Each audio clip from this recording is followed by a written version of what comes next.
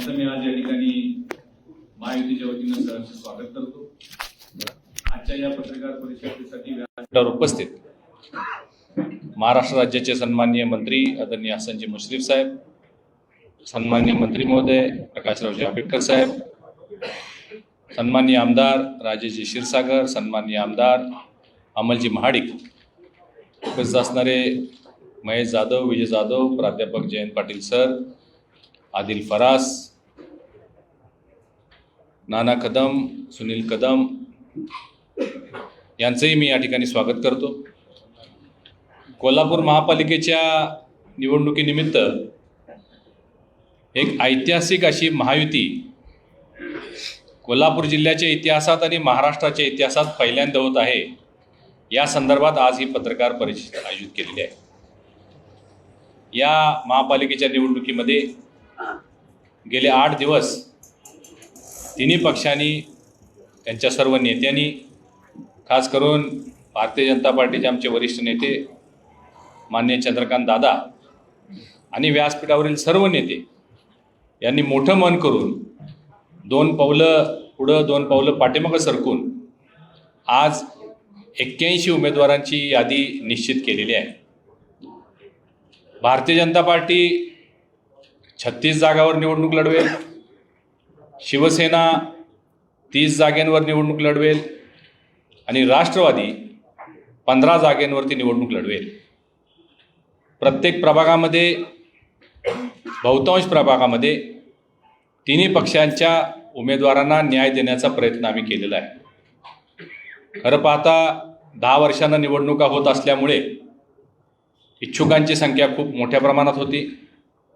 गेल्या 10 वर्षामध्ये तिन्ही पक्षांच्या प्रमुख नेत्यांनी, प्रमुख पदाधिकाऱ्यांनी आणि कार्यकर्त्यांनी या निवडणुकीसाठी अफाट मेहनत केलेली होती। आम्ही जास्तीत जास्त तिन्ही पक्षाच्या पदाधिकारी कार्यकर्त्यांना न्याय देण्याचा प्रयत्न केलेला आहे। तरीसुद्धा जे उमेदवारी ज्या लोकांना आम्ही पदाधिकाऱ्यांना देऊ शकलो नाही, इच्छुकांना देऊ शकलो नाही, त्यांची मी सर्व व्यासपीठाच्या वतीनं दिलगिरी व्यक्त करतो। कोल्हापूरच्या इतिहासात पहिल्यांदा ही महायुती होत असताना एक अभूतपूर्व उत्साह आणि आत्मविश्वास घेऊन आम्ही तिन्ही पक्ष या निवडणुकीला सामोरं जाणार आहोत। कोल्हापूरच्या विकासासाठी एक विजन घेऊन, एक विकासाची ब्लूप्रिंट घेऊन, एक विकासाचा रोडमॅप तयार करून आम्ही या निवडणुकीला सामोरं जाणार आहोत। आमच्या महायुतीचा जो जाहीरनामा असेल तो जनतेतून, प्रत्येक प्रभागातून, प्रत्येक घरातून, लोकांच्याकडून ज्या काही त्यांच्या अपेक्षा आपल्या नगरसेवकाकडून असतील, ज्या अपेक्षा आपल्या शहरासाठी असतील, त्या सगळ्या अपेक्षा पूर्ण करण्याच्या दृष्टिकोनातून आमची महायुती भविष्यातील 5 वर्ष काम करणार आहे। तुम्ही पाहिलं असेल गेल्या या 8-10 दिवसामध्ये आमची जी विरोधी आघाडी आहे त्यांनी प्रचाराला सुरुवात केली आणि कोल्हापूर कसं, तर कोल्हापूरकर म्हणतील तसं असं काहीतरी टॅगलाईन आहे। पण आमचं तसं असणार नाही। कारण काय झालं आहे, कोल्हापूर कसं पाण्याची बोंब झाली तसं, कोल्हापूर कसं शहरातील रस्त्यांची वाट लागली तसं, रखडलेला IT पार्क आहे तसं, असं नको आहे कोल्हापूरकरांना। मी सांगितल्याप्रमाणे एक विजन आणि रोडमॅप घेऊन कोल्हापूर शहराचा विकास, चौफेर विकास, सर्व सोयी नियुक्त विकास या दृष्टिकोनातून आम्ही काम करणार आहोत। खरं पाहता ही निवडणूक आमच्यासाठी अतिशय सोपी आहे, कारण कोल्हापूरची जनता सुज्ञ आहे, कोल्हापूरची जनता जागरूक आहे। प्रत्येक वेळी एक काहीतरी टॅगलाईन लावायची आणि लोकांना फसवायचं हे आता लोक स्वीकारणार नाही। कारण ज्या पद्धतीनं महाराष्ट्र राज्यामध्ये महायुतीचं सरकार कार्यरत आहे, सन्माननीय मुख्यमंत्री देवेंद्रजी फडणवीस साहेब, दोन्ही उपमुख्यमंत्री माननीय एकनाथजी शिंदे, माननीय अजितदादा यांनी ज्या पद्धतीनं महाराष्ट्राचा विकास सुरू केलेला आहे, त्याच धर्तीवर कोल्हापूर जिल्ह्याचा विकास करण्याचा पण आम्ही तिन्ही पक्षांनी या ठिकाणी घेतलेला आहे। मी ही निवडणूक एवढ्यासाठी सोपी आहे असं आपल्यासमोर म्हटलं, कारण लोक जागरूक आहेत, लोक जाणते आहेत लोकांना माहिती आहे राज्यात कुणाचं सरकार आहे, केंद्रात कुणाचं सरकार आहे. आणि त्यामुळं जर आज काँग्रेसचे लोक, काँग्रेसचे नगरसेवक, काँग्रेसचे त्यांचे नेते जर आम्ही विकास करू म्हणून लोकांच्या समोर गेले तर ते ज्या पद्धतीने राहुल गांधी बोलतात त्याप्रमाणे काहीतरी त्यांचं स्टेटमेंट होईल. राज्यात तुमचं सरकार नाही, केंद्रात तुमचं सरकार नाही, तुम्ही विकास कसा करू शकणार? तुमच्याकडे आमदार नाहीत, तुमच्याकडे काही कसलाही प्रकारचे मंत्रीपद नसताना तुम्ही निधी कसा देणार? एवढं समजण्यात की लोक कोल्हापूरचे जागरूक आहेत. म्हणून यावेळी त्यांची कुठल्याही पद्धतीची अशा पद्धतीची फसवणूक लोक स्वीकारणार नाहीत. आणि म्हणून आत्मविश्वासानं आम्ही तिन्ही पक्ष या निवडणुकीला सामोरं जाणार आहोत. मी आपल्याला उद्या सकाळपर्यंत तिन्ही पक्षांच्या आमची जी एकमत झालेली उमेदवारांची यादी आहे ती उद्या सकाळपर्यंत आम्ही आपल्याला देत आहोत.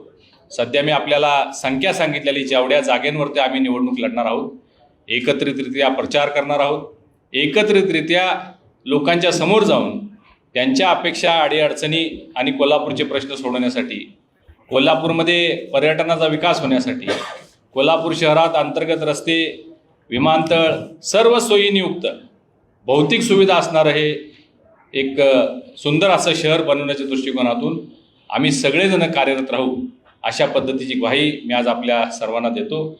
मी व्यासपीठावर असणाऱ्या सर्व तिन्ही पक्षांच्या नेते मंडळींचं मनपूर्वक अभिनंदन करतो, त्यांचं कौतुक करतो की म्हणजे अतिशय जटिल परिस्थिती निर्माण झाली असताना सगळ्यांनीच 2 पावलं मागं पुढं करून मोठं मन करून ही महायुती घडवलेली आहे.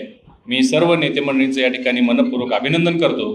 आणि यानंतर जिल्ह्याचे पालकमंत्री आदरणीय आबिटकर साहेब यांना विनंती करतो की त्यांनी आपल्याला संबोधित करावं.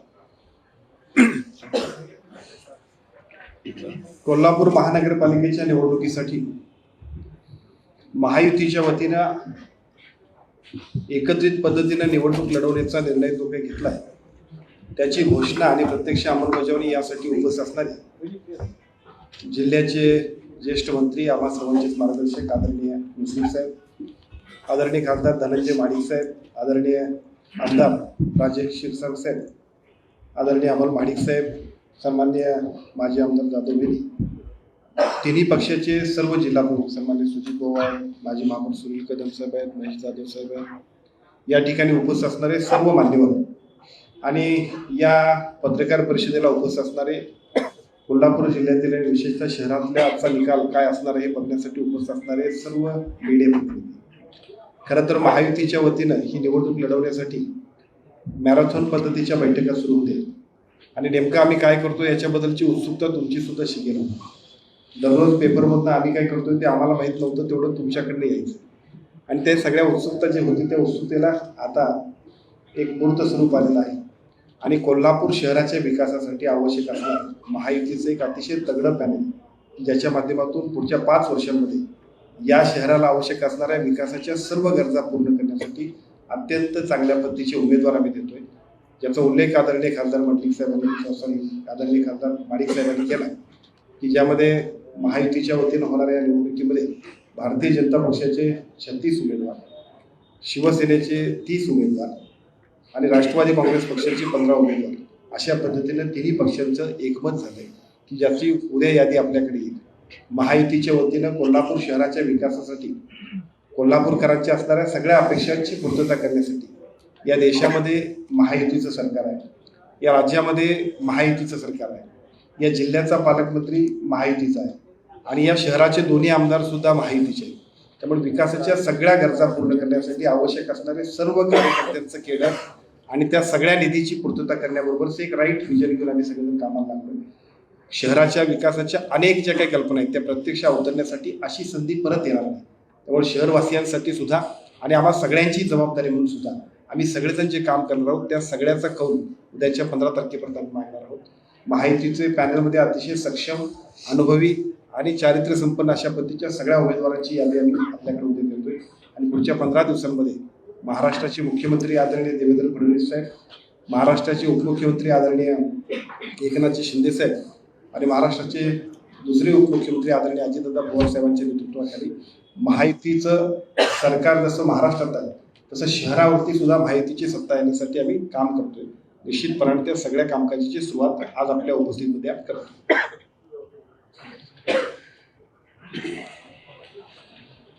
आज या महायुतीच्या पत्रकार परिषदेला उपस्थित असलेले जिल्ह्याचे पालकमंत्री आंबेडकर साहेब, राज्यसभेचे खासदार धनंजय उर्फ मुन्ना माडिक, आमदार राजेश क्षीरसागर साहेब, आमदार अमल माडिक, माजी आमदार जाधवताई, व्यासपीठावर उपस्थित असलेले तिन्ही पक्षांचे जिल्ह्याचे अध्यक्ष, सर्व पदाधिकारी आणि मोठ्या संख्येनं आपण प्रसार माध्यमाचे सगळे माझे बंधू भगिनी आणि मित्रांनो, आत्ताच खासदार धनंजय मुंडे आणि जिल्ह्याच्या पालकमंत्र्यांनी महायुतीमध्ये आपण कशा पद्धतीने या निवडणुकीमध्ये पुढे जाणार आहोत याची माहिती दिलेली आहे. आणि मला वाटते अनेक दिवसाच्या कठीण परिस्थितीत सुद्धा मॅरेथॉन बैठकीमध्ये आपण हा निर्णय घेतला आणि 81 उमेदवार चांगल्या पद्धतीने निवडण्याचा आम्ही प्रयत्न केलेला आहे, ज्याचा उल्लेख खासदार साहेबांनी केलेला होता. जर 5 वर्षापूर्वी निवडणूक झाली असती तर थोडी संख्या कमी झाली असती.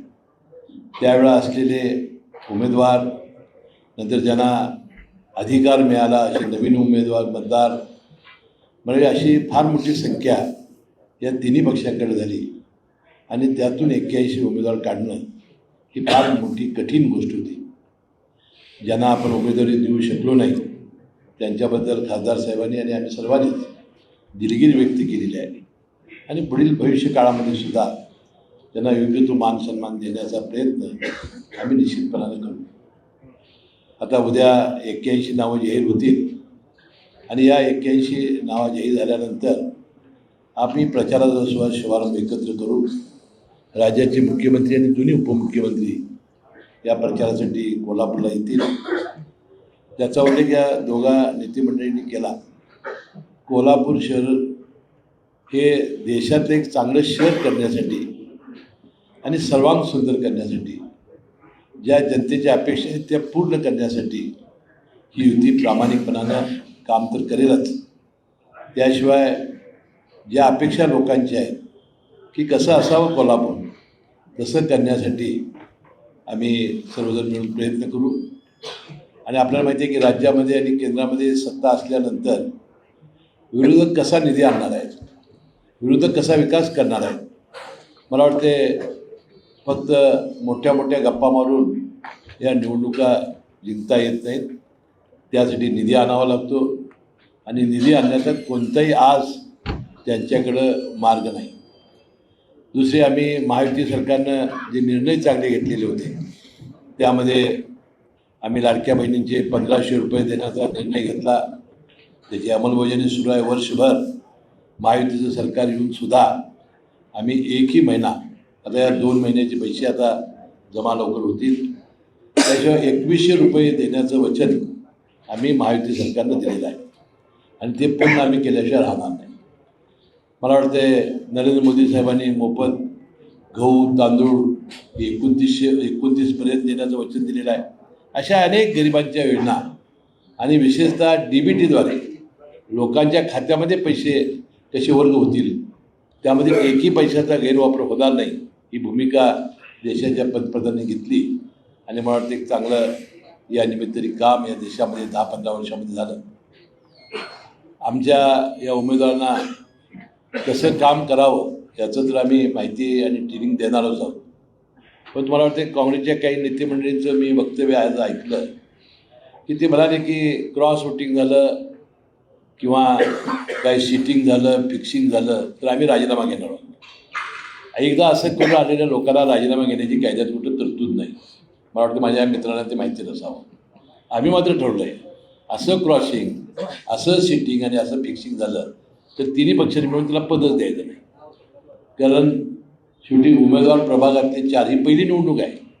1 प्रभागाची निवडणूक आम्ही केली, 2 प्रभागाची केली, 3 प्रभागाची सुद्धा मला वाटतं एकदा झाली, नाही झाली, 2 झाली आणि 1 प्रभाग सिंगल. 4 प्रभागाची पहिल्यांदा निवडणूक होती. नगरपालिकेला झाली 2 प्रभागाची. म्हणजे हा पहिला प्रश्न होता की 4 प्रभागाचे उमेदवार निवडणं आणि ते तगडे उमेदवार निवडणं एक फार मोठं आव्हान काम होतं. ते मला वाटते तिन्ही पक्षाच्या सर्व नेते मंडळांनी पार पाडलं. त्यामध्ये मला खरोखर मनापासून आभार मानले पाहिजे आणि त्याला धन्यवाद दिले पाहिजे. प्राध्यापक जयंत पाटील असतील, महेश जाधव असतील, नाना कदम यासारखे जे ह्यातले मास्टर लोक आहेत, यांनी फार म्हणजे मेहनत घेतली, कवायत घेतली, एकत्र आणणं, त्यांना बसवणं हे फार मोठं काम असतं. कारण काय आम्हा नेते मंडळींना सगळं काय अबकडं काय माहिती असत नाही. अबकडं माहिती असणं, त्यानंतर आरक्षण माहिती असणं, त्याप्रमाणे त्यांच्या उमेदवाराला तेवढी तोड उभा करणं, हे आम्हाला माहिती देणं, हे काम फार चांगलं काम या मंडळींनी केलं. मला वाटतं त्यात शारंग देशमुखसुद्धा आज उपस्थित नाही, त्यांचंही मला नाव घ्यावं लागलं. या सगळ्या मंडळींनी, आदिल फराज असतील, यांनी आम्हाला सर्वांनी मदत केली आणि त्यामुळं हे सगळं आज हे सगळे 81 उमेदवार आम्ही निवडू शकलो. त्यालाही मनापासून धन्यवाद देतो. आणि मला वाटतं आम्ही सगळे मिळून एक जिद्दीनं, चिकाटीनं 81 उमेदवार निवडून आणण्यासाठी आम्ही कठोर मेहनत घेऊ, जीवाचं रान करू, हाडाची काढा रक्ताचं पाणी आम्ही करू. मला विश्वास मी आणि मित्र देतो.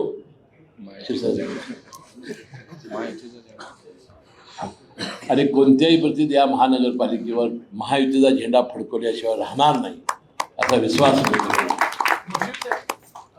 मोठा भाऊ म्हणत तुम्हाला फारच लहान भाव लहान म्हणजे अक्षरशः हाताला धरून नेल्यासारखं तुम्हाला भाजप न्यायला आलं. या नाही बघा, लहान मी नसतं असं नाही. मागच्या 2015 ते 20 सभागृहात भाजपचे 13 होते, राष्ट्रवादीचे 15 होते, शिवसेनेचे 4 होते. तरी भाजपने 36 जागा घेतल्या आणि आमच्या 33 होत्या.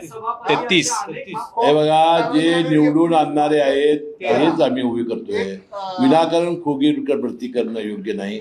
म्हणून एक 70, 80 गोळा बघू दे त्यांचं काय होते ते हातात आपण. आधी ठरवताना झालेली नाराजी ठीक आहे, ती कुठेतरी निकालातून दिसेल असं वाटतंय. आता खासदार साहेब बोलतील. नाही, बंडखोरी तिन्ही पक्षात होणार नाही याचा मला विश्वास आहे. परंतु निश्चित मोठ्या प्रमाणात नाराजांची संख्या असणार आहे. कारण आमच्याकडं 300 पेक्षा जास्त लोकांनी उमेदवारी मागितली होती. शिवसेनेकडे 150 लोक होते, 300 होते शिवसेनेकडं, 150 राष्ट्रवादीकडे होते आणि नाराजांची संख्या मोठी आहे. परंतु या 2-3 दिवसामध्ये आम्ही प्रत्यक्षात सगळ्यांना भेटून त्यांची नाराजी दूर करून हे सगळे लोक आमच्या या उमेदवारांना निवडून आणण्यासाठी पूर्ण शक्तीनं यामध्ये सहभागी होतील याचा मला विश्वास आहे. भाजपच्या धर्मस्थळांनी थेट पक्ष कार्यालयात आंदोलनाचा इशारा दिलेला आहे उद्या सकाळी 11 वाजता. हे पहा, मी सांगितलं की त्याही तीव्र इच्छुक होत्या, परंतु महायुतीची सांगड घालत असताना काही लोकांच्यावर अन्याय झालेला आहे, अनेक लोकांच्यावर अन्याय झालेला आहे आणि त्यामुळं त्यांनी ती भावना व्यक्त केलेली आहे. परंतु आम्ही त्यांना भेटून त्यांची समजूत काढून भविष्यामध्ये असे जे ताकदवान लोक आहेत यांना कुठंतरी काहीतरी चांगली पद्धत देऊन समाविष्ट करण्याच्या दृष्टिकोनातून आम्ही तिन्ही पक्ष प्रयत्न करणार आहोत. रात्रीच परत काय बदल होणार आहे? कार्यकर्त्याच्या भावना तीव्र आहेत त्यामुळे तुम्ही ही रात्र परत घेतली का? नाही तर आम्ही घोषित यादी तयार आहे. उद्या सकाळी आम्ही देणार आहे. त्याचं कारण काही लोक अजून इच्छुक आहेत. आज रात्रभर परत नवीन काय बदल काही झालेला नाही. यादी तयार आहे, खिशामध्ये आहे. आमच्या अध्यक्ष विजय जाधवांच्या वरिष्ठांच्या परवानगीसाठी ती पाठवलेली आहे. राज्य पातळीवर प्रदेश कार्यालयामध्ये तिन्ही पक्षांच्या प्रदेश कार्यालयाकडे याद्या पाठवलेल्या आहेत. रात्री येतील किंवा उद्या सकाळी येतील. त्यांची परवानगी घेऊनच, भारतीय जनता पार्टी हा शिस्तप्रिय पक्ष आहे आणि या सगळ्या गोष्टी प्रदेशाच्या परवानगीनंच केल्या जातात. त्या दृष्टिकोनातून यादी 6 वाजता फायनल झालेली आहे आणि ती प्रदेशकडे पाठवली आहे. रात्रीत आम्हाला त्याचा निर्णय मिळेल आणि उद्या सकाळी आपल्यापर्यंत पोहोचेल. नाही, ही चुकीची माहिती आज पेपरला आलेली आहे. अशा पद्धतीची कुठलीही अडचण किंवा प्रसंग आमच्या आला नाही. मी सांगितले की समन्वयानं, हसत खेळत, गोडी गुलाबीनं तिन्ही पक्षांनी मिळून उमेदवार ठरवले. अंमलमाडी हसतायतच बघा ना.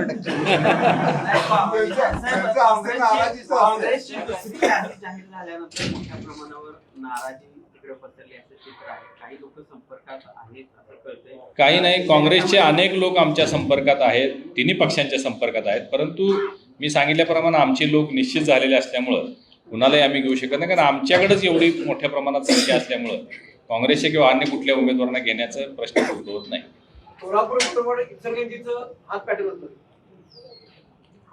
इचलकरंजी मला वाटतं जाहीर झाले ना, मला आज माहित नाही, बहुतेक जाहीर झाले.